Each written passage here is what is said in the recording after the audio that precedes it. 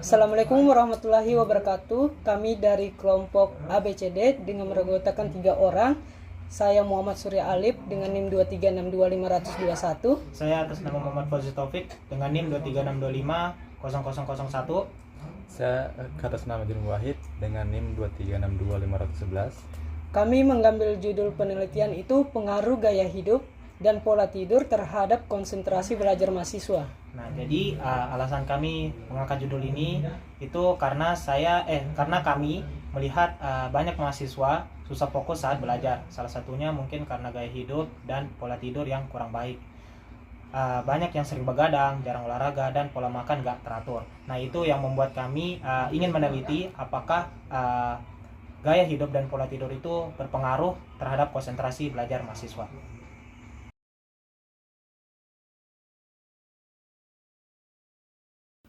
Baik, kali ini saya akan memaparkan cara pembuatan kuesioner untuk penelitian kami. Caranya itu pertama-tama di bagian judul ini kita isi judulnya kami. Judulnya itu pengaruh gaya hidup dan pola tidur terhadap konsentrasi belajar mahasiswa. Kita salin. Terus kita tempel di sini. Terus di bagian pertanyaan ini kita isi namanya. Terus di bagian ini kita isi jawaban singkat dan wajib diisi. Terus kita salin. Bagian kedua ini kita isi NIM. Nah, ini juga wajib diisi. Kita salin lagi. Nah, di bagian sini kita isi pertanyaan tadi. Nah, pertanyaannya itu ini. Saya rutin melakukan aktivitas fisik seperti olahraga ringan atau peregangan setiap minggu. Kita salin. Terus kita tempel di sini. Nah, ini agak tipis sedikit nih. Minggu. Terus di jawaban singkat ini kita isi pilihan ganda. Nah, opsinya ini kita ganti jadi sangat setuju. Terus sini setuju, baru itu netral.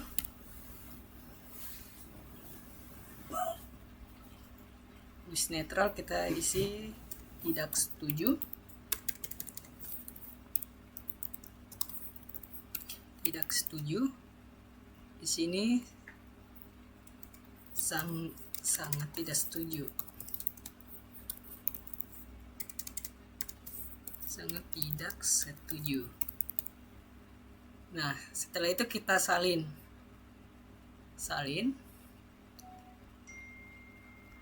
Nah, kita salin lagi untuk pertanyaan yang kedua. Salin, terus kita tempel di sini. Nah, setelah itu kita salin lagi sampai 15. Tadi ini 1, 2, 3, 4, 5, 6, 7, 8, 9, 10, 11, 12, 13, 14, 15.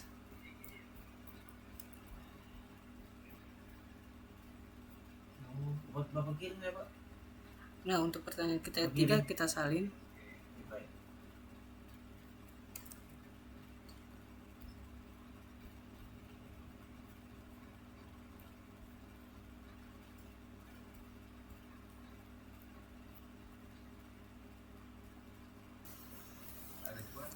Nah, setelah kita isi semua, terus kita publikasikan. Nah, setelah dipublikasikan, kita dapat hasil tadi itu. Untuk hasilnya itu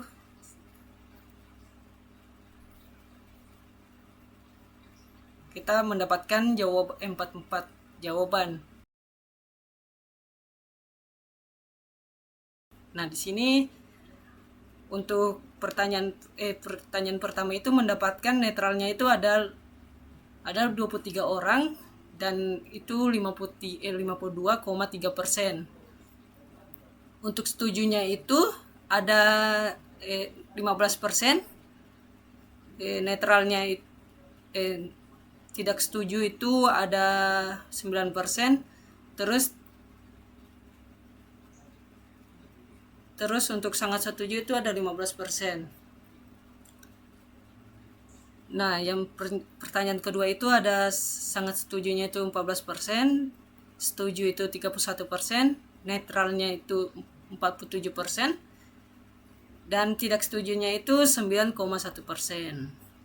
Nah, untuk pertanyaan yang ketiga itu ada untuk sangat setujunya itu 9%, setujunya itu 31,8%, dan netralnya itu 36,4%, dan tidak setujunya itu 15,9%.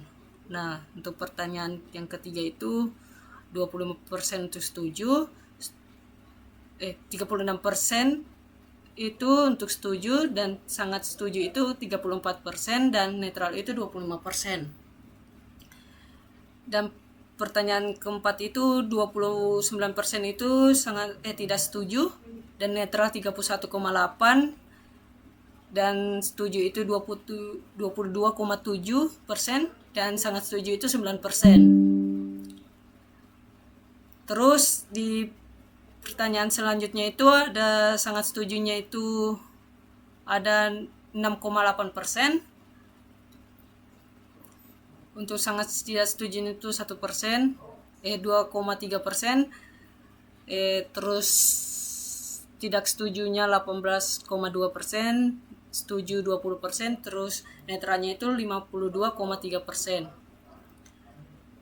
Pertanyaan selanjutnya saya di sini ada sangat setujunya itu 14%, 11,4%, sangat setuju 25%, untuk netralnya itu 38,6%, tidak setuju itu 22,7%, dan untuk sangat tidak setuju itu 2,3%. Terus di sini pertanyaan selanjutnya kita mendapatkan sangat setuju itu 13,6%, setuju itu 22,7%, untuk netralnya itu 43,2%, dan tidak setujunya itu 18,2%. Sangat setujunya itu hanya 1, yaitu 2,3%.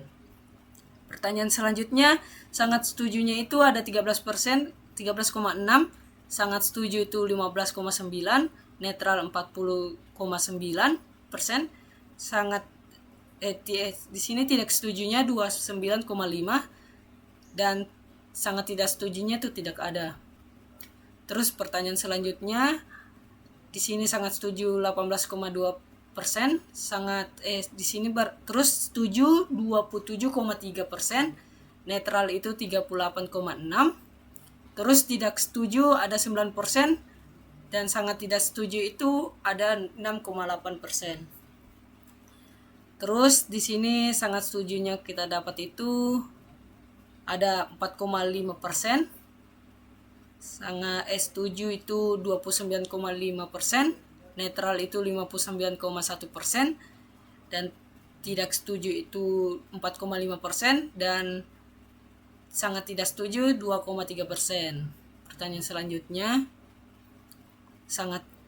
di sini sangat setujunya itu ada 11,4%, setujunya itu 25%, netral 50%, tidak setuju 13%, dan sangat tidak setuju itu tidak ada. Untuk pertanyaan selanjutnya di sini ada sangat setujunya itu 2,3%, untuk setujunya 15,9%, terus netralnya itu 54,5%, tidak setujunya itu 20,5%.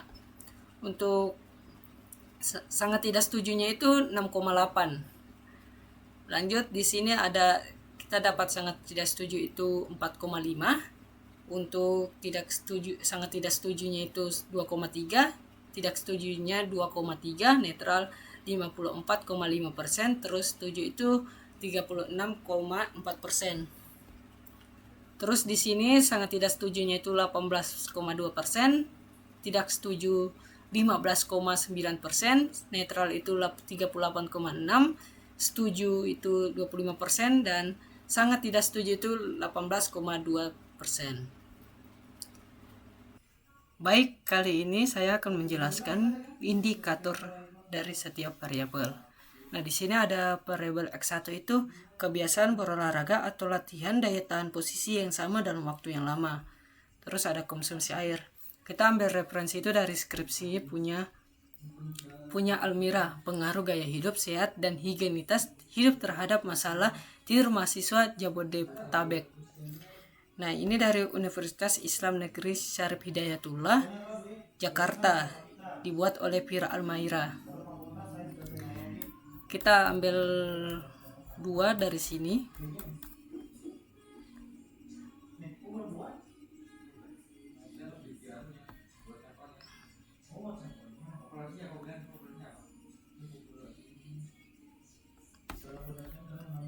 Kita ambil tadi kebiasaan berolahraga atau latihan daya tahan posisi yang sama dalam waktu yang lama. Terus konsumsi air. Nah, terus di sini ada X2-nya itu indikatornya itu durasi tidur sama gangguan tidur. Nah, kita ambil itu dari skripsi punya Era Jona Marantika. Nah, yang judulnya itu hubungan gangguan pola tidur dengan konsentrasi belajar mahasiswa NERS tingkat 3 Stikes Santa Elizabeth Medan tahun 2002. Nah, sini kita ambil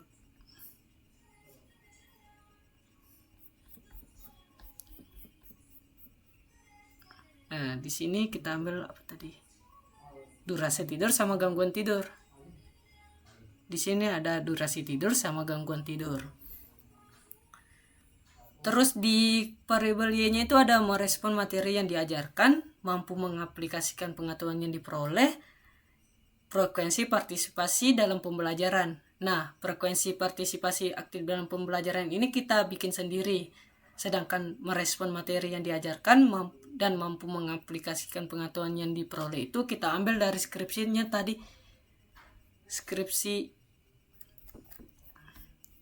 Skripsi ini sama dengan tadi variabel X2-nya. Kita ambil tadi itu merespon materi yang diajarkan. Sini ada merespon materi yang diajarkan sama mampu mengaplikasikan pengetahuan yang diperoleh.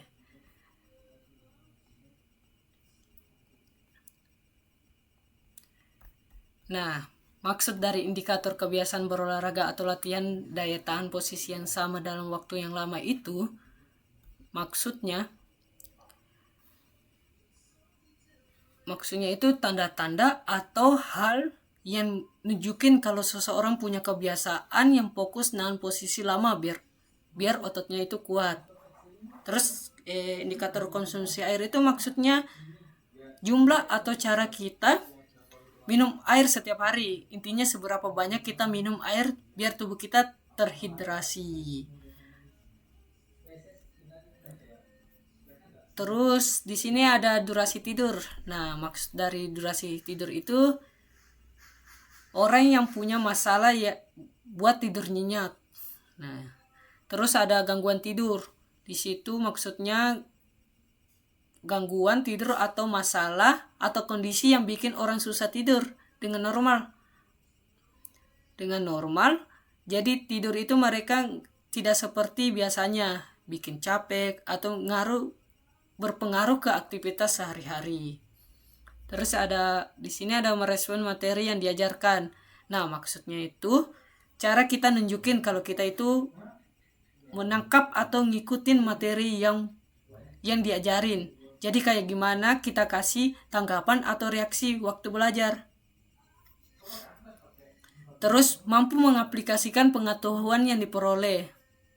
Nah, maksudnya itu kita bisa pakai atau manfaatin apa yang udah kita pelajari dalam kehidupan nyata atau tugas yang dikasih. Jadi tidak cuma ngerti teorinya doang, tapi juga bisa ngelakuin apa atau menerapinnya begitu. Terus di sini ada frekuensi partisipasi aktif dalam pembelajaran. Maksudnya itu seberapa sering kita ngikutin aktif pas belajar. Jadi bukan cuma duduk dengerin saja, tapi benar-benar ngikutin dan terlibat dalam pembelajaran itu. Sekian dan terima kasih. Nah, baik, kali ini saya akan menjelaskan hubungan probabilitas sama pernyataan. Yang pertama sini ada probabilitas relatif. Pernyataannya itu, yang pertama itu saya rutin melakukan aktivitas fisik seperti olahraga ringan atau peregangan setiap minggu. Kedua itu ada saya berusaha menjaga kebugaran tubuh dengan bergerak aktif di sela-sela kegiatan kuliah. Yang ketiga itu saya jarang melakukan aktivitas fisik karena terlalu banyak duduk atau rebahan. Hubungan pernyataan sama probabilitas itu, nah di pernyataan itu dipakai buat ngumpulin data tentang kebiasaan orang-orang. Guna probabilitas relatif itu dipakai untuk ngitung seberapa besar atau sering orang-orang punya kebiasaan. Jadi jawaban mereka itu dipakai buat menghitung seberapa umum perilaku itu ada. Terus yang kedua sini ada probabilitas subjektif. Pernyataannya itu, yang pertama itu saya selalu memperhatikan asupan air minum agar tubuh tetap sehat. Yang kedua itu saya sering lupa untuk minum air dalam jumlah cukup setiap harinya. Hubungan pernyataan sama probabilitas subjektif itu lebih ke perkiraan atau keyakinan pribadi tentang seberapa besar kemungkinan orang itu punya kebiasaan. Jadi pas orang jawab saya sering lupa minum air, saya selalu jaga asupan air. Nah, kita bisa bayangin sendiri kemungkinan seberapa banyak orang kayak gitu jawab. Terus jawabannya bikin kita bisa berpikir berdasarkan pendapat atau pengalaman pribadi. Terus ketiga ada probabilitas relatif. Di sini pernyataannya itu saya memiliki kebiasaan tidur dengan durasi yang cukup setiap malam. Yang kedua itu saya biasanya tidur dan bangun pada waktu yang sama setiap hari. Yang ketiga itu saya tidak memiliki waktu tidur yang teratur. Hubungan pernyataan sama probabilitas relatif itu dari pernyataan itu dipakai buat nanya kebiasaan tidur orang. Dari jawabannya kita bisa menghitung berapa banyak yang bilang iya atau enggak. Nah, probabilitas relatif itu kayak menghitung seberapa banyak orang yang punya kebiasaan itu dibandingkan semua yang disurvei. Jadi jawaban mereka dipakai buat tahu seberapa umum kebiasaan tidur yang baik atau tidak di kelompok itu. Terus di sini ada probabilitas aturan Bayes. Pernyataannya itu yang pertama saya jarang mengalami kesulitan saat mencoba tidur di malam hari. Yang kedua itu saya sering kesulitan untuk tidur pada malam hari.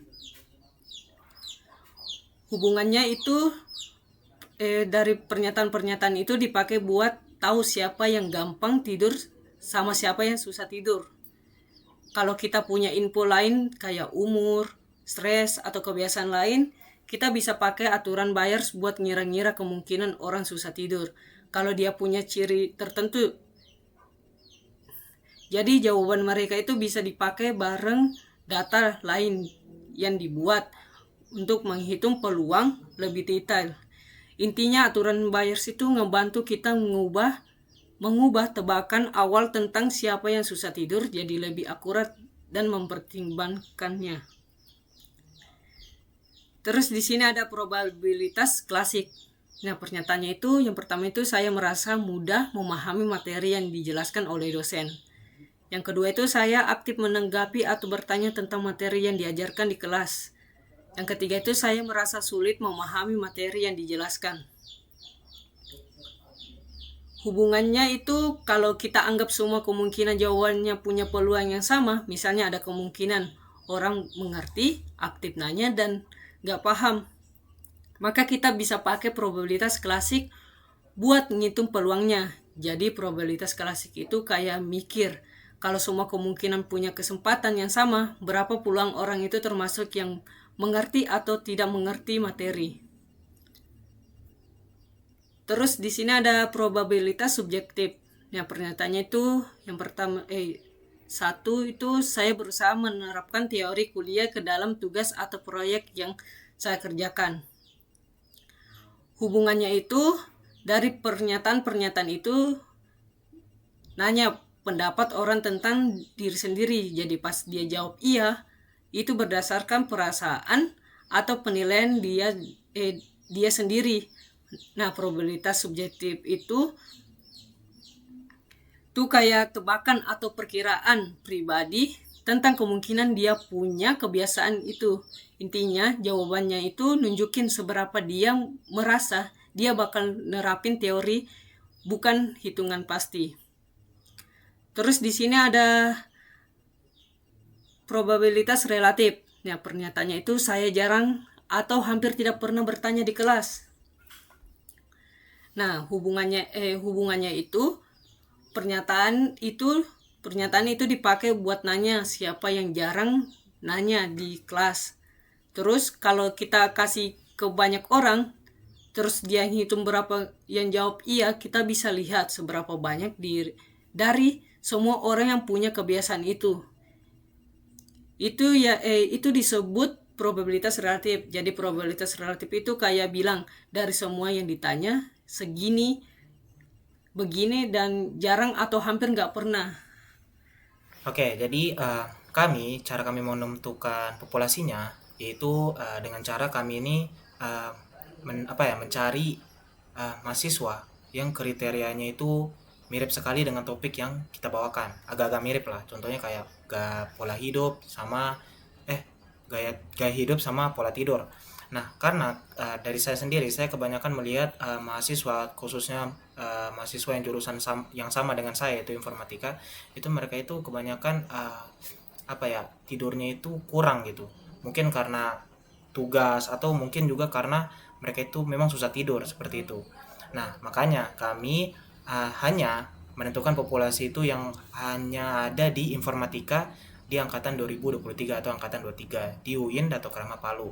Nah, seperti penjelasan di sini, yang dimana penjelasannya dalam penelitian ini kami mengambil populasi dari mahasiswa jurusan informatika angkatan 2023 di UIN Dato Krama Palu. Jumlah keseluruhan mahasiswa angkatan ini itu sekitar 90 orang. Dari jumlah tersebut, kami mengambil 33 orang sebagai sampel. Pemilihan sampel ini kami menyesuaikan dengan jumlah responden yang berhasil mengisi kuesioner yang telah kami bagikan. Meskipun awalnya kami menargetkan sekitar 30% dari populasi sekitar 27 orang, namun karena antusiasme teman-teman cukup baik, jumlah responden yang mengisi kuesioner melebihi target, yaitu sebanyak 33 orang. Nah, ini juga 33 orang karena memang aturan dari soalnya ya, dari penelitian ini yaitu minimal 30 orang. Jadi seperti itu.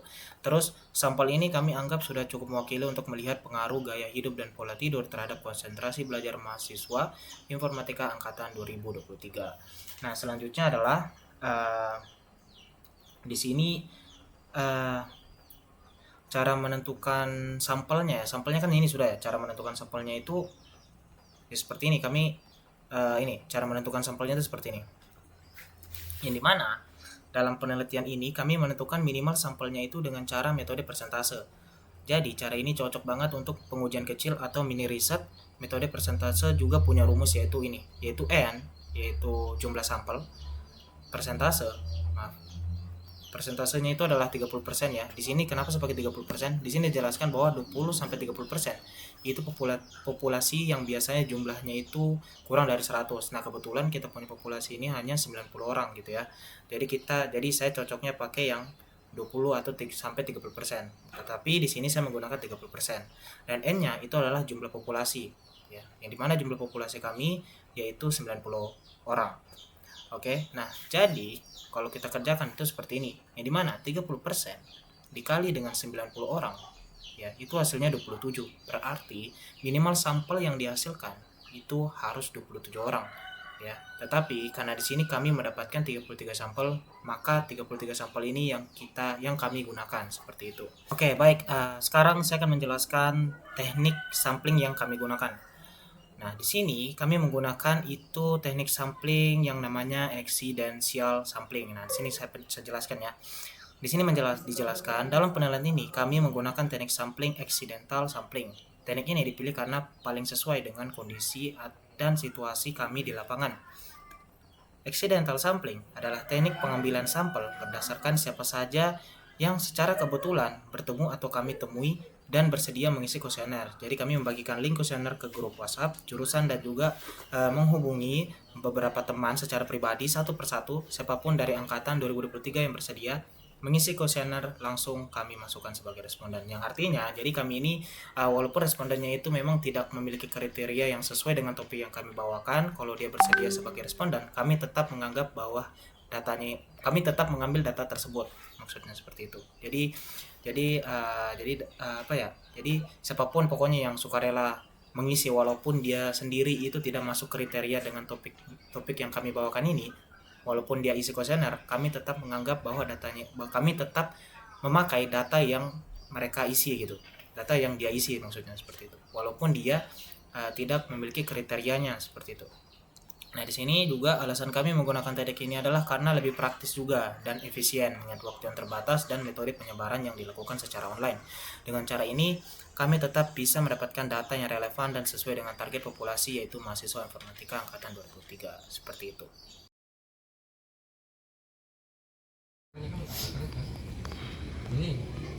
Ini kurang dibagi ya. Lah, beda sekali. Malah beda sekali kau.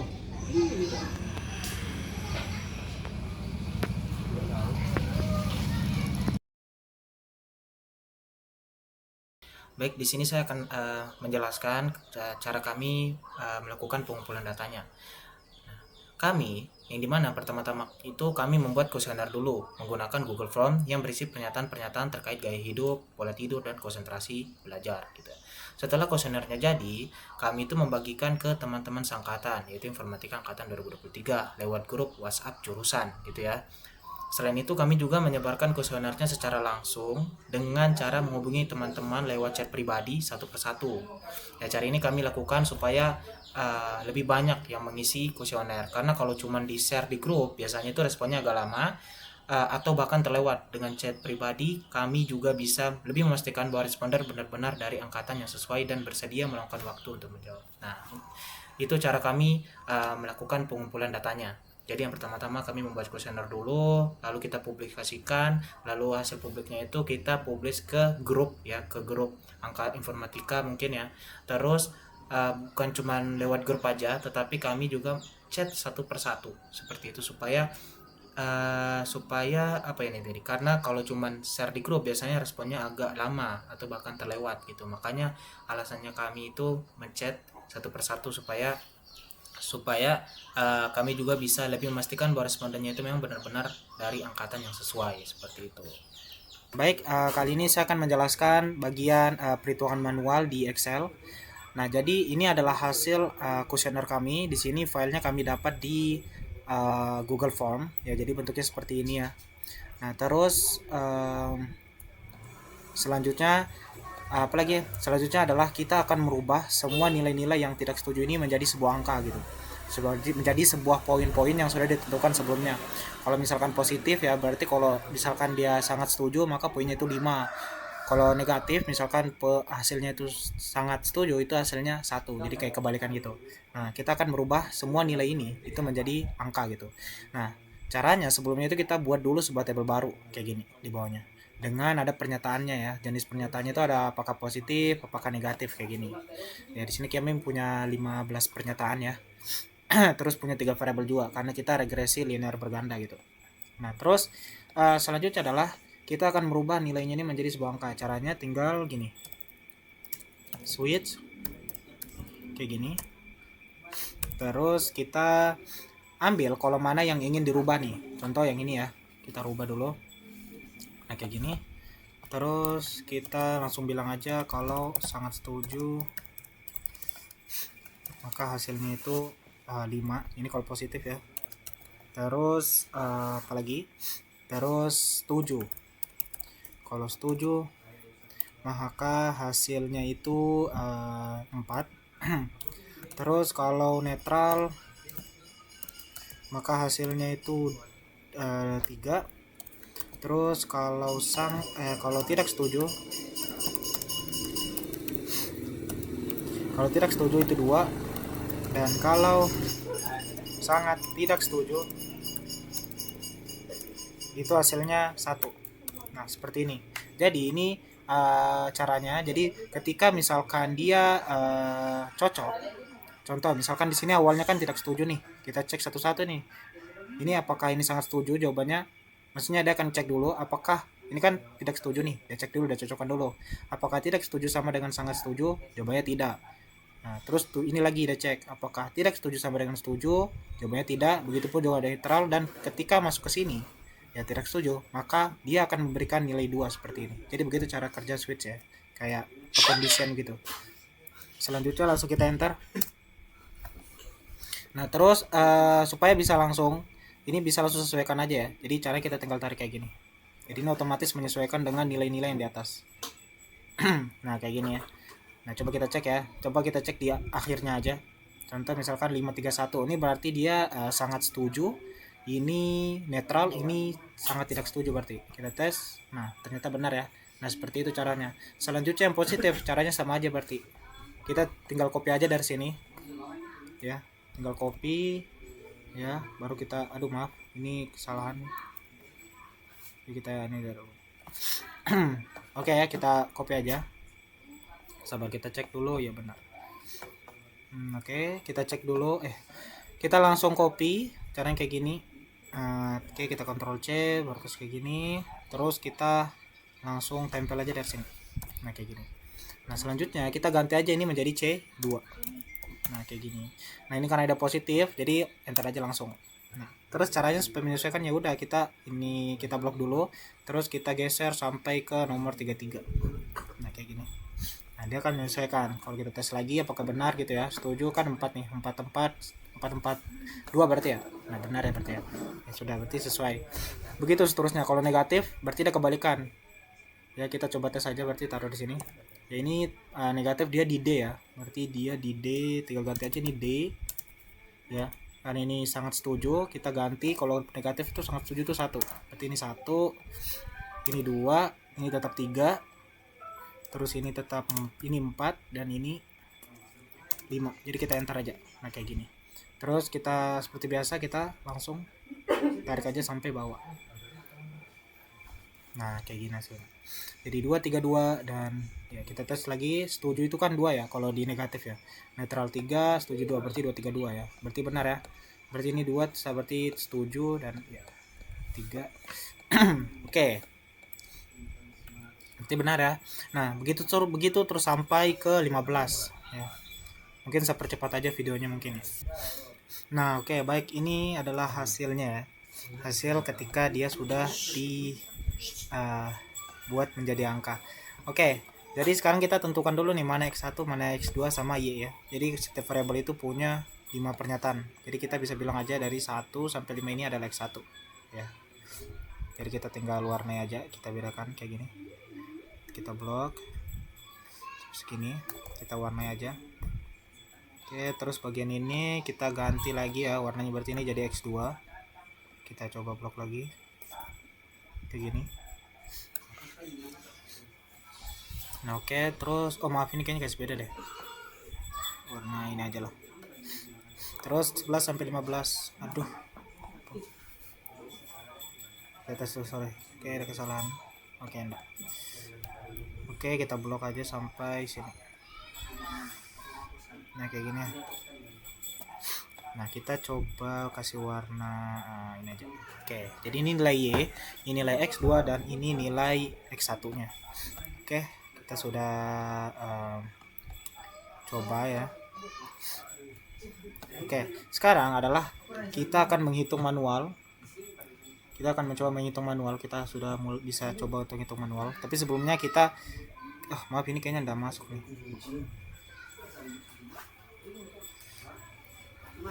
Nah gini ya. Nah oke, sekarang kita akan coba hitung manual ya. Jadi sebelumnya kita hitung manual itu kita harus cari dulu nilai-nilai nilai-nilai X1 nya ya. Jadi kita tentukan nilai X1 dulu, nilai X2 sama Y. Nah seperti ini. Selanjutnya kita akan bilang aja di sini menjadi X1 ya. Sesuai kolomnya. Nah ini kita tentukan dulu nilai X1, X2, Y dan seterusnya ya. Pertama-tama kita tentukan dulu X1. Caranya adalah dengan menjumlahkan nilai ini ya. Aduh maaf, sebelumnya kita zoom dulu nih. Jadi kita zoom kayak gini. Nah kita coba untuk copy ini semua. Nah kayak gini. Sudah, terus kita jadi seperti ini ya. Nah supaya lebih cepatnya lagi, kita tinggal kasih geser sampai ke 33. Ini otomatis akan terhitung nih. Kita coba tes ya, mulai dari yang keempat, yang terakhir maksudnya kita tes. Ini 3, ini 5, 10, 14. Apakah benar? Ya benar ya, berarti sudah menyesuaikan ya. Nah selanjutnya untuk nilai X2 nih. Untuk nilai X2 nya kita bisa hitung lagi seperti tadi ya. Kayak gini. Nah kayak gini. Aduh kita lupa ya, zoom dulu ya. Zoom dulu nih, lupa. Zoom kayak gini. Jadi zoom ini berfungsi untuk menjumlahkan ya, mentotalkan sebuah angka gitu. Kita sudah blok, terus kita tinggal tutup aja, terus enter. Nah ini akan menyelesaikan ya, berarti 14 nih. Kita buktikan dulu ya. Ini 6, 8, 12, 14 ya, berarti benar ya. Sekarang kita tinggal geser aja kayak tadi. Ini akan menyesuaikan. Seperti ini kita coba tes sampai ke 33. Nah kayak gini. Nah sudah. Terus selanjutnya nilai Y ya. Nilai Y lagi nih kalau tidak salah, nilai Y ya. Ya nilai Y ya. Sekarang nilai Y sama aja kayak X1 sama X2 ya. Berarti kayak gini lagi. Terus kita zoom lagi. Sama dengan zoom kayak gini. Terus kita tinggal begini nih. Tinggal blok lagi kayak biasa, kayak gini ya. Coba sabar kita cek dulu. Oke. Kita blok, langsung kita enter. Nah, kayak gini total 17 ya. Kita coba tes lagi ya, takutnya salah nih. 7 berapa ya? 7 11 11 15 17 ya. Berarti benar nih. Nah, sudah. Kita tinggal kita blok aja sampai bawah nih. Sampai segini ya. Nah oke. Nah sekarang kita coba lihat lagi apa lagi nih yang mau dicari nih. Nah yang dicari itu adalah X1 pangkat 2. Berarti kita harus cari X1 pangkat 2 sama X2 pangkat 2 ya. Nah itu berarti kita tinggal pangkatkan aja hasilnya ini dengan pangkat 2 gitu. Hasilnya ini dengan pangkat 2. Jadi kita tulis aja kayak gini ya. X1 bisa tulis seperti ini. X1 pangkat 2 gitu. Nah terus caranya tinggal begini lagi, sama dengan tinggal ini. Terus kita pangkatkan 2 seperti ini. Nah, kayak gini ya. Berarti 121 ya. Kita coba tes lagi. Ya. Coba tes.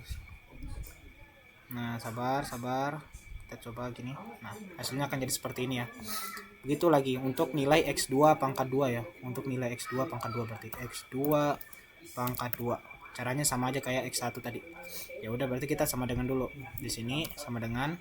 Terus di sini kita tes, baru kita pangkat kedua aja, terus enter 196 ya. Kita coba enter lagi, kita coba blok lagi sampai bawah seperti biasa. Nah seperti ini. Oke, lanjut untuk nilai apa lagi? X2 pangkat 2 sudah, berarti Y2 pangkat 2 nih. Y2 pangkat 2 baru X1 pangkat Y. Berarti Y2 pangkat 2. Berarti Y berapa? Y pangkat 2 ya? Y pangkat 2 ya? Y pangkat 2 kan? Coba mau. Nah ini maaf ya, ini ya Y2 pangkat 2 ya. Nah ini berarti Y2 pangkat 2 sama aja kayak tadi. Berarti ini tinggal kita sama dengan tinggal kita pilih Y, terus kita pangkatkan 2 kayak gini, seperti ini ya. Berarti 17 gini. Terus kita scroll aja sampai bawah lagi seperti biasa. Nah kayak gini. Nah oke, sama ya. Nah itu Y2 pangkat 2. Selanjutnya adalah X1 kali Y. Nah ini X1 kali Y. berarti X1 kali Y aja begini ya, kayak gini. X1 kali Y tinggal kita kalikan aja kayak biasa, tinggal berarti seperti ini, berarti sama dengan nilai X1 dikalikan sama Y kayak gini, kita tinggal enter. Nah, caranya sama lagi, kita blok sampai bawah seperti itu. Terus nilai apa lagi ya, nilai X2 kali Y sama X1 kali X2, berarti X2 kali Y sama X1 kali X2 ya, berarti X2 kali Y. Terus di sini hasilnya tinggal kita sama dengankan aja, berarti X2 14 dikali dengan Y ini, aduh maaf yang ini ya, C ini, terus dikali sama kita ulang supaya pasti aja. Oke, kita coba tes lagi, berarti X2 kali Y, berarti ini, terus kita kalikan aja dengan Y ini, kita enter. Nah, hasilnya seperti ini. Terus tinggal kita blok lagi. Nah, seperti ini ya. Nah, sudah. Selanjutnya yang terakhir tadi X1 kali X2 ya, benar nggak sih ya, X1 kali X2, X1 kali X2, X1 kali X2 kayak gini ya udah. Berarti kita tinggal kalikan aja X1 sama X2 ya, berarti sama dengan nilai X1 dikali sama nilai X2. Nah, kayak gini, jadi kita enter. Nah, 154 ya, kita coba blok lagi sampai ke bawah sini. Nah, sudah ya, hasilnya seperti ini ya, berarti 11 kali 17 gitu. Jadi hasilnya, nah ini adalah hasilnya ya. Nah, selanjutnya kita akan coba menjumlahkan semua nilainya ini, dari nilai X1, X2 dan seterusnya ya. Kayaknya saya mau kasih warna dulu deh ini supaya lebih jelas, ini adalah kolom gitu ya. Kita coba kasih rubah dulu warnanya, kita kasih kayak gini. Terus saya mau kasih menengah semua nih, sabar, kita coba kasih tengah semua dulu. Oke, kayaknya sudah cukup. Oke, kita coba kasih ke tengah dulu. Oke, supaya lebih rapi. Nah, seperti ini ya. Nah, sekarang kita akan menjumlahkan totalnya dulu nih ya. Kita total dulu, cari nilai sigma dulu nih, total ya. Nah, sekarang kita tinggal jumlahkan, sama aja, berarti kita pakai sum aja berarti di sini. Berarti tinggal sama dengan, terus maaf ini nilai X1 ya, sama dengan, berarti ini sampai ke bawah ya, berarti nilai ini itu tinggal maaf ya, sorry, seharusnya sum dulu ya. Sum sama dengan, kita blok lagi sampai sini, kita blok sampai segini ya. Nah, gini kita tinggal ini baru enter. Nah, ini ya hasilnya. Nah, ini lagi sama, sum lagi, sum. Oke, kita coba tes lagi, ini 14 tutup kurung. Nah, kayak gini 507. Kita coba lagi untuk bagian sini, sum lagi, terus bagian Y kayak gini ya, terus kita tutup kurung, terus enter. Nah, terus ini lagi sama aja sampai seterusnya kayak gitu. Sum, kita blok lagi. Nah, kayak gini, kita tutup kurung, ntar ini lagi kita blok lagi,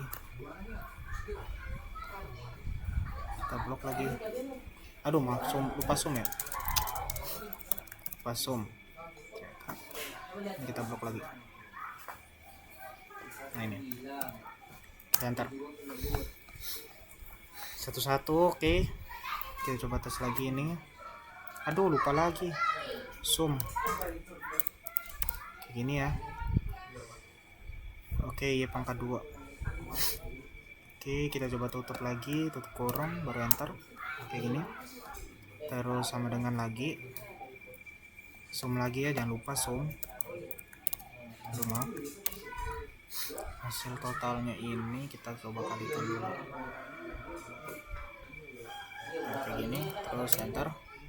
Terus kita ini kan lagi,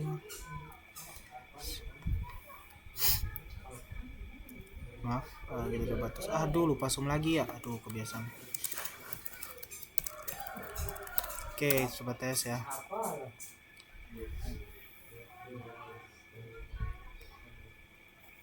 Oke, mantap. Coba ntar lagi. Oke, yang terakhir sum, kita coba jumlahkan lagi. Nah, seperti ini ya. Nah, oke, ini hasilnya ya. Oke, kita sudah dapat nih hasil dari X1, X2, Y, dan seterusnya ya. Hasil totalnya semua ya. Nah, selanjutnya adalah kita bakal kerjakan soal ini. Begini nih ya, hitung manual nih. Kita harus cari dulu X1 pangkat 2 berapa, X2 pangkat 2 berapa, Y2 ya berapa. Ini kita pakai rumus seperti ini. Jadi saya pakai bantuan HP dulu untuk bisa balat soalnya supaya kita tidak bolak-balik gitu. Kita coba tes dulu ya. Kita coba untuk bagian yang pertama yaitu X1. Jadi saya coba tulis seperti ini aja ya. JML itu sigma. JML itu jumlah ya, cuman saya sebenarnya sigma, cuman saya bilang aja jumlah gitu. Terus kita ketik di sini X1 pangkat 2. Berarti jumlah X1 pangkat 2 gitu ya. Nah, cara pengerjaannya pertama-tama itu kita harus cari tahu dulu total dari berapa ini? Total dari X1 pangkat 2 ya. Total dari X1 ya, X1 pangkat 2 ya. Berarti kalau di sini X1 pangkat 2-nya berapa? Nah, ini ya X1 pangkat 2 ini ya. Boleh kita coba tes. Aduh, maaf, seharusnya sama dengan dulu. Sama dengan kita coba tes yang mana X1 pangkat 2 tadi. Ini ya, X1 pangkat 2. Oke, X1 pangkat 2 ini. Oke, terus kita kurangkan aja dengan apa? Dengan X1 kita kurangkan dengan X1 yang ini ya. Terus kita pangkatkan 2 aja. Jadi kayaknya saya rasa kayak gini dulu. Oh, maaf, ini aja. Berarti X1, aduh, maaf, nilai X1 ya. Nilai X1 pangkat 2 kayak gini. Terus dibagi sama jumlah kuesionernya. Nah, sini jumlah kuesioner kami itu 33 ya. Berarti tinggal dibagi 33. Kita cek dulu. Oke, udah benar X1 pangkat 2 ini. Terus nilai dari apa? Setelah itu dikurang dengan X1 yang gini. Terus pangkat 2 dibagi sama 33 ya. Nah, seperti ini. Coba kita enter. Nah, hasilnya seperti ini. Selanjutnya adalah kita tes lagi JML X1 pangkat berapa nih? X2 ya. X2 pangkat 2 ya. Begini. Ya, kita coba lagi nilai dari X2 pangkat 2. Nilai dari X2 pangkat 2. Nilai X2 pangkat 2 ini. Kita coba sama dengan dulu. Terus kita pencet ini. Ini enggak sih? Ini X2 pangkat 2 ya. Oh ya, ini X2 pangkat 2 dikurang sama buka kurung dengan nilai X2 nih. X2 yang ini ya. Ini X2 ya. X2 pangkat 2 bagi dengan jumlah kuesioner 33. Nah, gini. Terus selanjutnya adalah apa lagi nih? Oh, JML Y pangkat 2. Ini ya, kita rumus lagi gini, Y pangkat 2. Nah, biasa enggak tahu tulis simbol di sini, jadi saya cuman tulis aja JML gitu, jumlah gitu ya. Coba kita tes lagi Y2 nih. Berarti hasil dari Y2 ya berarti ya. Hasil dari Y pangkat 2 ini ya. Berarti ini. Aduh, maaf, kita lupa sama dengan. Berarti ini. Aduh. Ini ya. Y pangkat 2 ya. Nah, Y2 pangkat 2 terus dikurang lagi buka kurung terus Y, nilai Y ini. Nilai Y ini pangkat bagi maksudnya. Bagi 33. Nah, seperti ini. Terus JML X1 dikali Y. Nah, X1 dikali Y. Nah, sekarang X1 dikali Y kita harus cari tahu dulu nilai X1 dikali Y ya. Berarti udah salah yang X1 dikali Y. Oh ya. Berarti kita harus cari tahu dulu nilai X1 dikali Y ini totalnya ya. Kita sama dengan aja. Berarti ini ya. Nah, ini kita tes dulu. Oh ya, X1 kali Y ini ya. Terus kita kurangi lagi dengan hasil dari X1 dikali, berarti hasil yang ini ya, X1 dikali sama X2 ya. X1 dikali sama XY. X1 dikali sama XY yang ini. Terus dibagi lagi sama kuesioner, jumlah kuesioner. X1 dikali XY. Baru 33. Enter. Nah, seperti ini. Lanjut lagi kita coba JML lagi X2 ya. X2 kali Y. Nah, seperti ini. Kita coba tes lagi. JML X2 kali Y. Mana ini? Kita samakan dulu ya.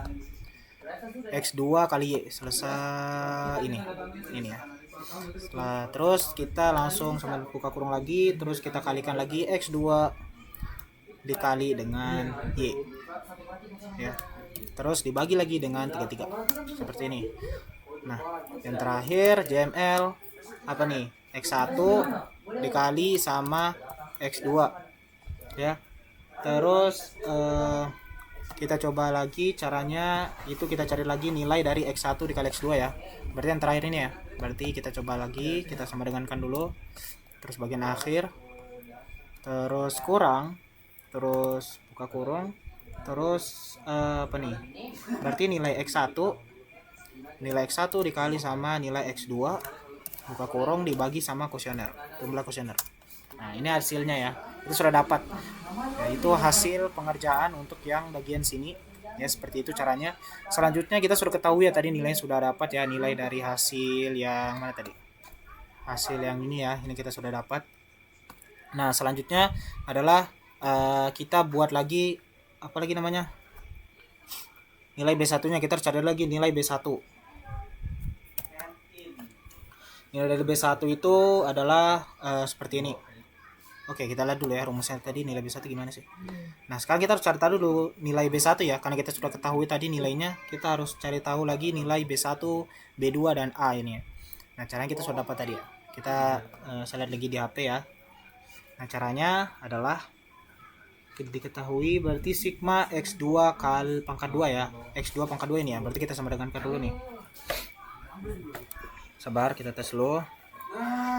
X2 pangkat 2 ya, X2 pangkat 2 ini, X2 pangkat 2 terus dikali lagi sama apa nih, X2 pangkat 2 dikali sama X1 kali Y, X1 kali Y, terus dikurang lagi sama X2 kali Y, X2 kali Y, mana ini X2 kali Y, ini ya X2 kali Y, terus dikali lagi sama X1 kali X1, ini terus seperti ini ya. Ini sudah benar enggak sih? Kita teks dulu ya. X2 kali X2 pangkat 2 oke, dikali sama X1 kali Y, X1 mana X1 kali Y ini. Oke, dikurang lagi X2 kali Y ini, terus dikali lagi sama X1 kali X2. Oke, udah benar ya. Kita coba lagi untuk bagi nih. Berarti dibagi hasilnya itu dengan, kayaknya saya rasa kita kasih gini dulu lah supaya lebih enak ya. Kita kasih dalam kurung supaya lebih rapi aja. Nah, terus kita coba lagi, kita buka kurung lagi. Terus nilai yang dicari adalah X1 pangkat 2 nih. Nah, ini X1 pangkat 2. Terus dikali lagi sama X2 pangkat 2 ya, X2 pangkat 2. Terus dikurang lagi, aduh maaf, ini tadi, aduh, salah. Berapa tadi? X2 pangkat 2 ya, ini ya. Terus dikurang lagi sama, kita kasih kayak gini. X1 X2 oh ini X1 kali X2 itu dipangkatkan 2, kita begini kan, kita kasih kayak gini terus tutup kurung. Oke. Berarti seperti ini kita tes. Oke, hasilnya B1 begini ya. Sekarang kita cari lagi untuk B2. Nah, seperti itu. B2 nya rumusnya itu pertama kita buka kurung dulu ya, kita sama dengan dulu maksudnya, baru buka kurung.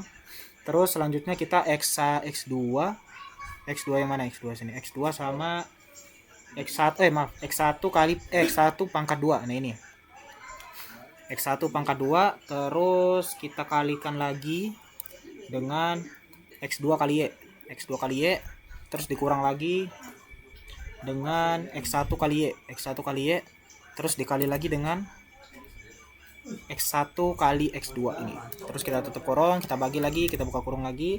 Terus selanjutnya di bawahnya itu adalah X1 pangkat 2 lagi. Terus dikali lagi dengan X2 pangkat 2, terus dikurang lagi dan buka kurung, kita X1 kali X2 yang ini pangkat 2 kayak gini, kita tutup kurung. Oke, kita enter. Nah, seperti ini ya. Ini untuk B2 nya. Nanti kita tes untuk data analis. Kalau misalkan salah ya berarti saya salah perhitungan gitu.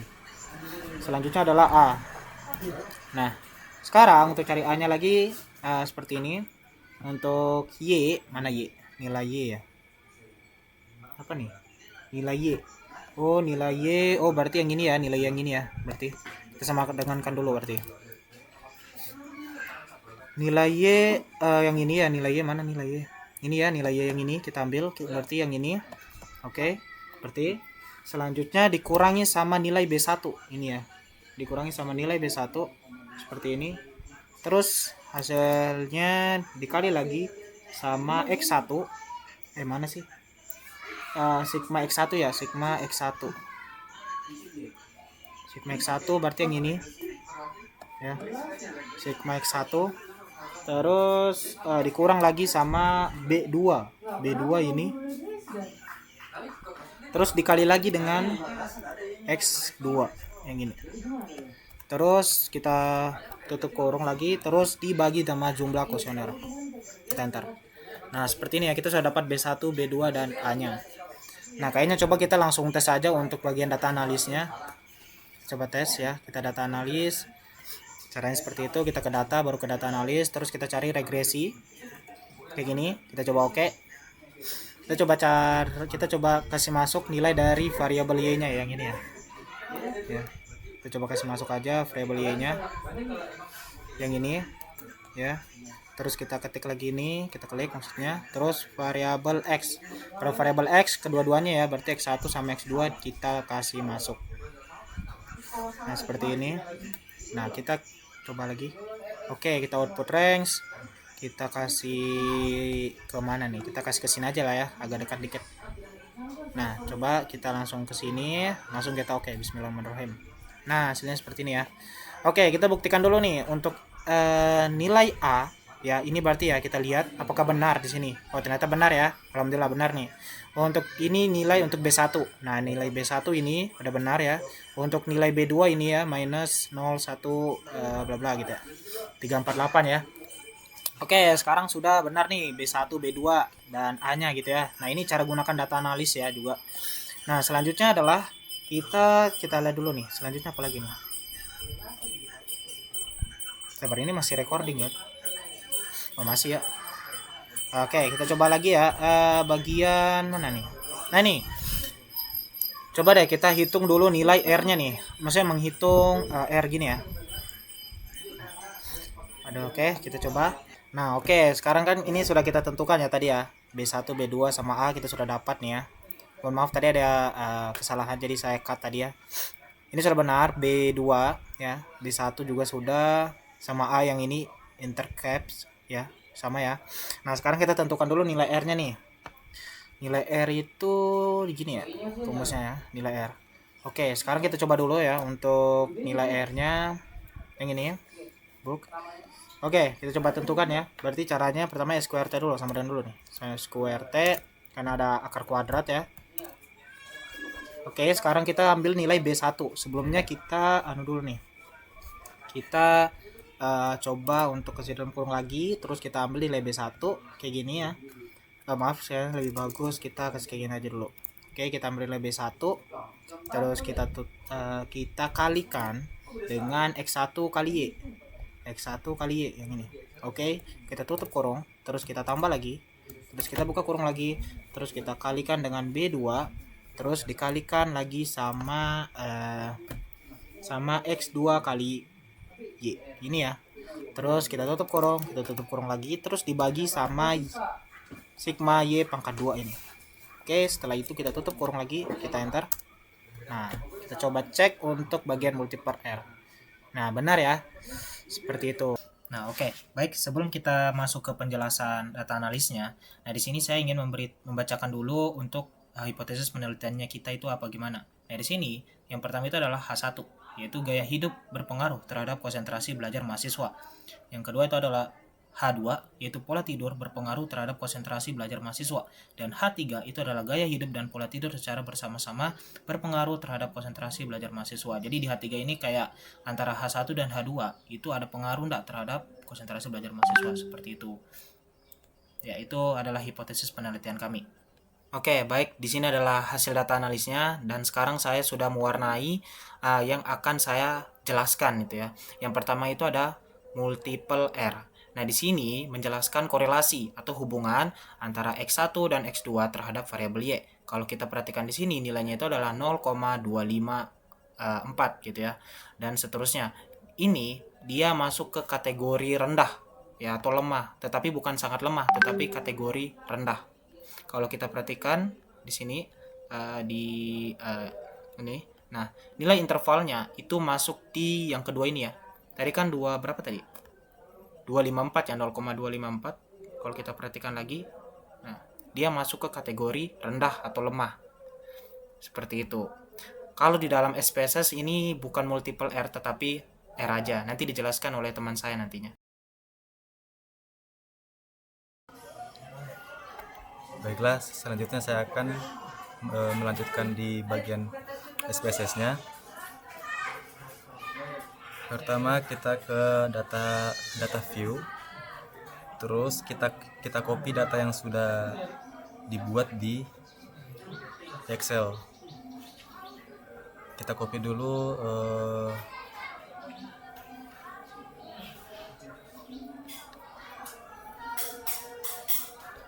kita copy dulu X1 sama X2 dan Y-nya. Kita copy.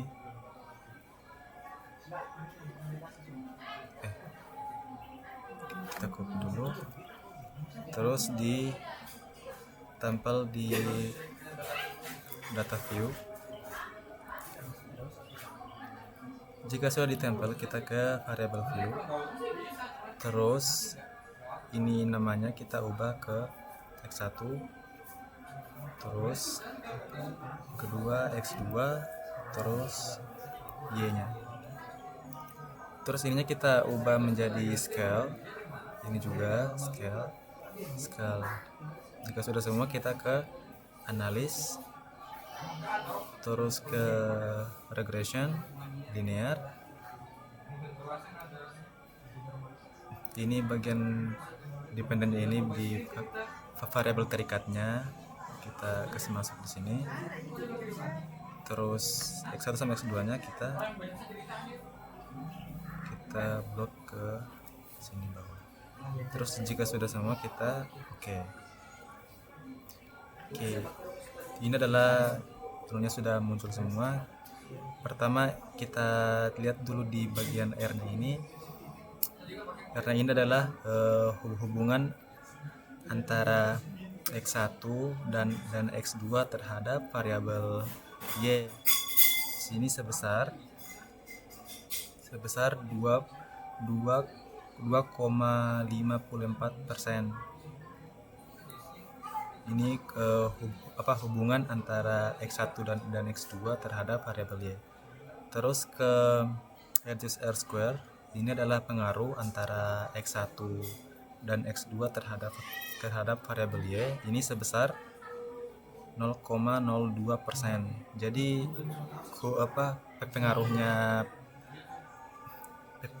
pengaruh X1 sama X2 terhadap variabel Y itu sangat sangat kecil sekali. Terus kita ke T tabelnya. Di sini kan kita uji dulu apakah X1-nya itu ada pengaruh atau tidak. Cara mengujinya kita ke Excel dulu tadi yang sudah dibuat. Ini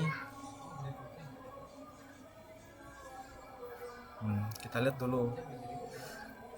Ini 1,327 apakah lebih besar dari 1,697.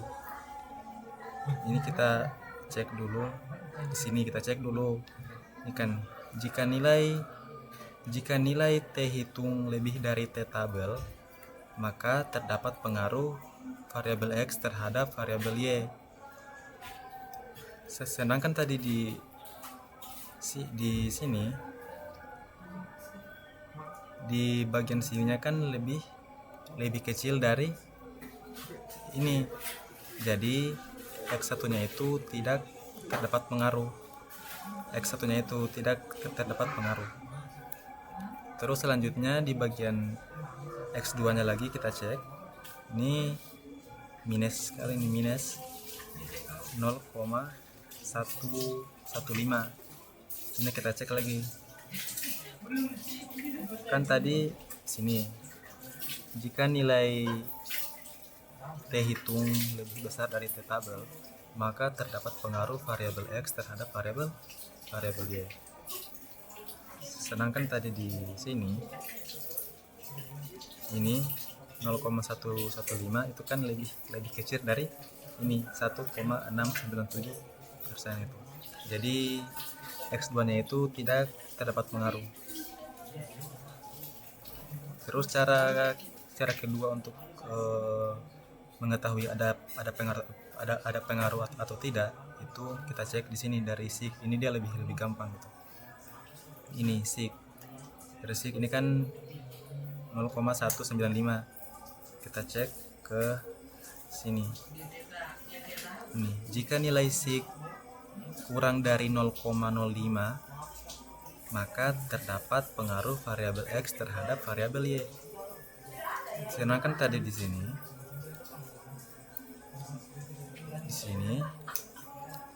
ini dia 0,195, kan lebih besar dari 0,005. Jadi X1 nya itu tidak terdapat pengaruh. Terus sama juga dengan X2, kita cek ini 0,909. Apakah lebih besar dari sini? Jika nilai SIG kurang dari 0,005, maka terdapat pengaruh variabel X terhadap variabel Y. Jadi di bagian sini tadi, jadi di bagian X2 nya ini tidak terdapat pengaruh terhadap variabel Y nya. Terus yang kedua, kita ke F hitung.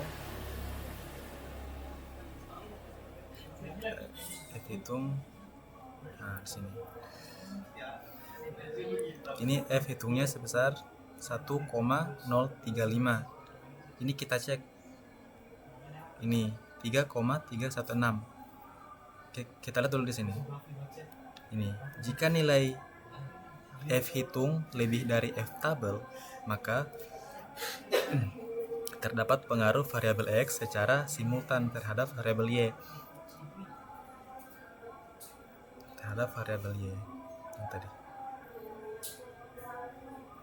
Nah, ini kita cek. Ini kan 0,035. Itu kan lebih kecil di bagian sini daripada di F tabelnya.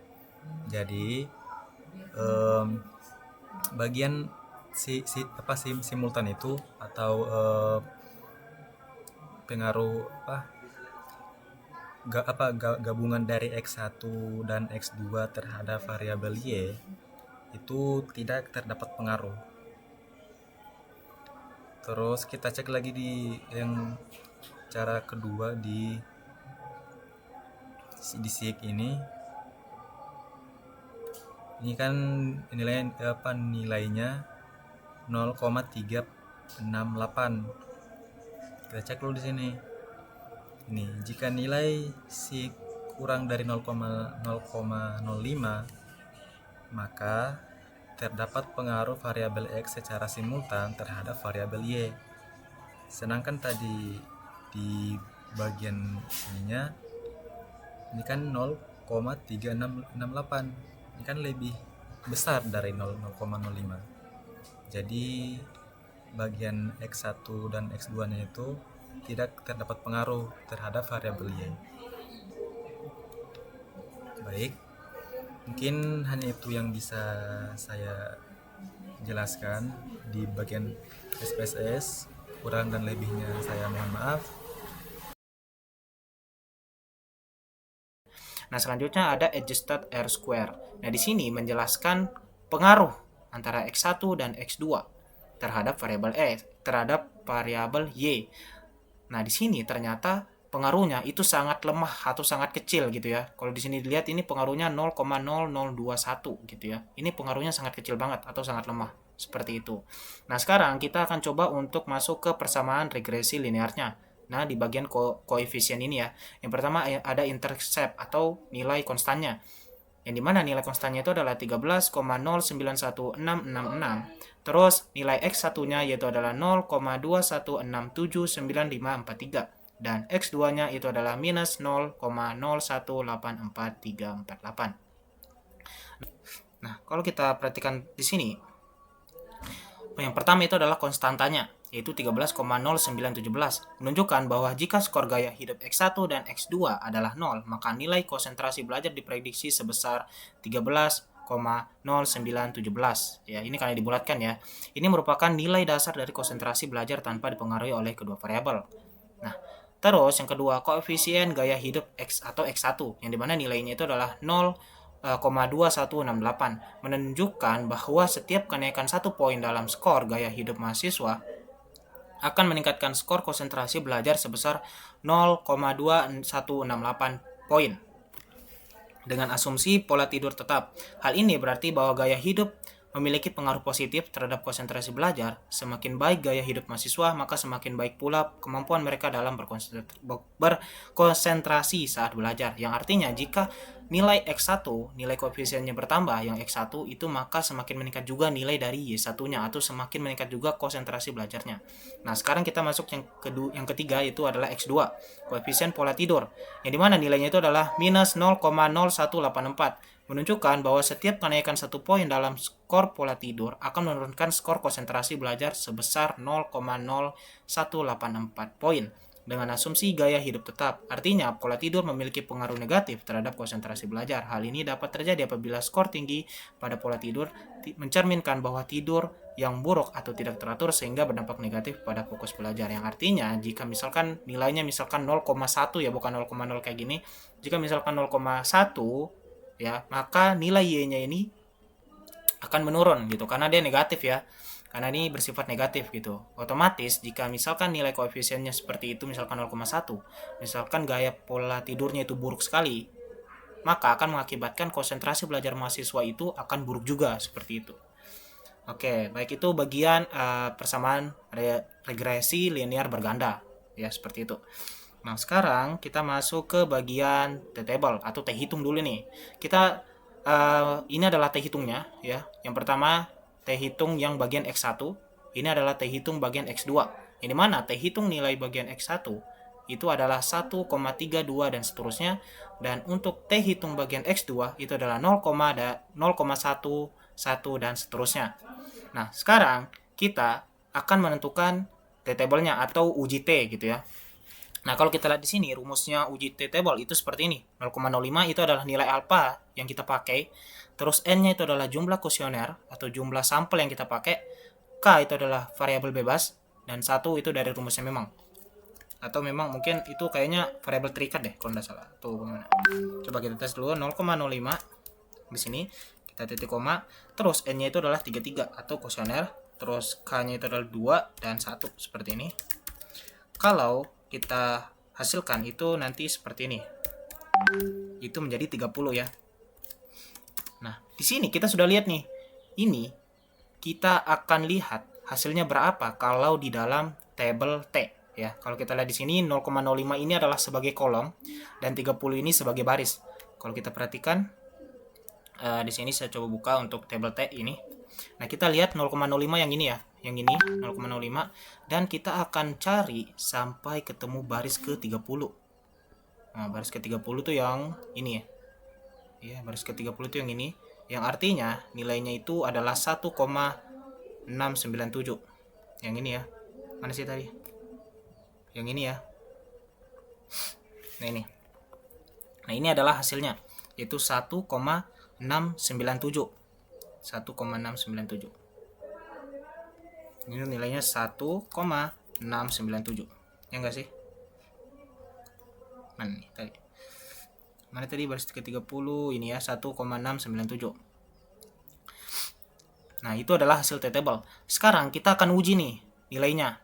Kalau kita perhatikan di sini uji statistiknya di uji table yang ini ya, uji parsial T. Di sini dibilang kalau nilai sig-nya itu atau nilai ini bukan jangan dulu ini ya. Kita lihat dulu bagian ini. Jika misalkan nilai H1-nya itu lebih kecil dari T-table, artinya H1-nya ditolak dan H0-nya diterima. Yang artinya gaya hidup H1 tidak terdapat pengaruh terhadap konsentrasi belajar mahasiswa. Kalau kita perhatikan di sini, nilainya itu ternyata memang lebih kecil ya. Berarti di sini kita lihat 1,32 itu lebih kecil dari 1,697 ya. Berarti X1 ya atau gaya hidup itu tidak terdapat pengaruh terhadap variabel Y atau konsentrasi belajar mahasiswa. Nah, seperti itu. Sekarang kalau kita lihat lagi di bagian X2 ya, ini ternyata lebih kecil juga ya, karena ada minus sudah jelas kecil, lebih kecil kan. Yang artinya maka X2 juga tidak terdapat pengaruh, yang artinya H0-nya diterima dan H2-nya ditolak kayak begitu. Seperti itu.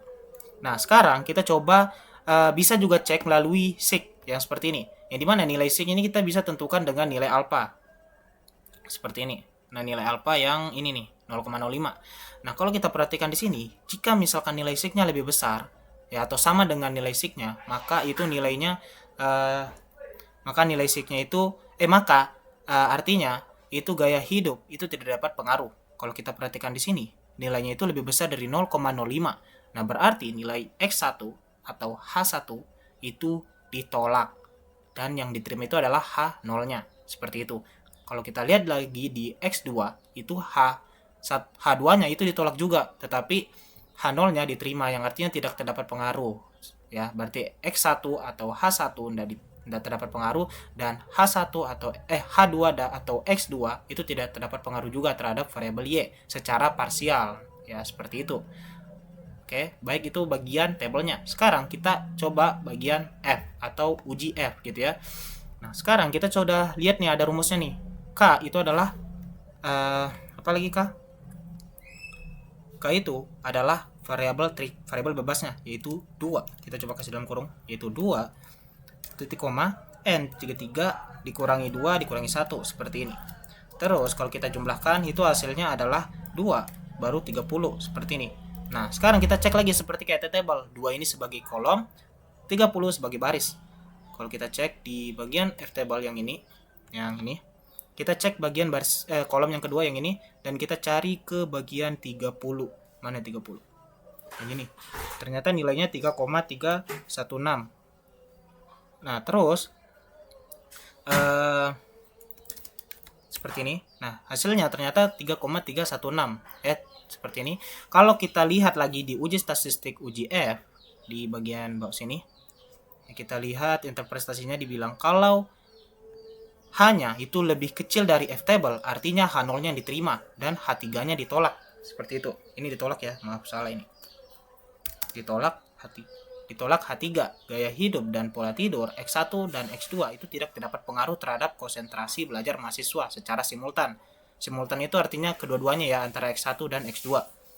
Kalau kita cek di sini, ternyata nilai F-nya ini ternyata memang lebih kecil dibanding F-table, yang artinya secara simultan X1 dan X2 memang tidak terdapat pengaruh terhadap variabel Y, seperti itu. Nah, sekarang kita bisa cek lagi untuk bagian sig-nya. Nah, di sini nilai sig-nya, coba kita cek dulu. Nilai sig-nya kita tetap memakai nilai alfa juga ya. Nilai sig-nya. Yang dimana jika nilai sig-nya itu lebih besar dibanding nilai alfanya, maka H0-nya diterima dan H3-nya ditolak gitu. Nah, kalau kita lihat di sini ternyata memang sig-nya dari si F ini atau secara simultan ini itu lebih besar dibanding 0,05. Berarti secara kesimpulan bahwa H0-nya diterima dan H3-nya ditolak, seperti itu ya. Ya, mungkin ini bagian data analisis seperti itu ya. Nah, sekarang untuk secara kesimpulan bahwa berdasarkan hasil analisis regresi linear berganda terhadap 33 responden mahasiswa informatika angkatan 2023 di UIN Dato Karma Palu, diperoleh bahwa baik gaya hidup maupun pola tidur tidak memiliki pengaruh yang signifikan terhadap konsentrasi belajar mahasiswa, baik secara parsial maupun simultan. Meskipun hasil uji statistik menunjukkan tidak ada pengaruh yang signifikan, interpretasi koefisien regresi menunjukkan bahwa yang pertama, gaya hidup tetap memberikan pengaruh positif kecil terhadap konsentrasi belajar. Jadi, walaupun misalkan hasil analisisnya kita memang tidak terdapat pengaruh, tetapi dia memberikan positif yang kecil ya terhadap konsentrasi belajar, seperti itu. Dan pola tidur memberikan pengaruh negatif yang sangat kecil juga, yang bisa jadi dipengaruhi oleh kebiasaan tidur tidak teratur dari sebagian responden. Seperti itu. Dengan demikian, dapat kami simpulkan bahwa dalam penelitian ini gaya hidup dan pola tidur tidak menjadi faktor dominan yang mempengaruhi konsentrasi belajar mahasiswa informatika angkatan 2023 berdasarkan data yang telah diperoleh dan dianalisis. Seperti itu. Baik, sekian dari kelompok kami. Itulah tadi hasil pembahasan penelitian yang kami lakukan. Kalau ada kekurangan atau salah, mohon maaf. Sekian dan terima kasih. Kami undur diri. Assalamualaikum warahmatullahi wabarakatuh.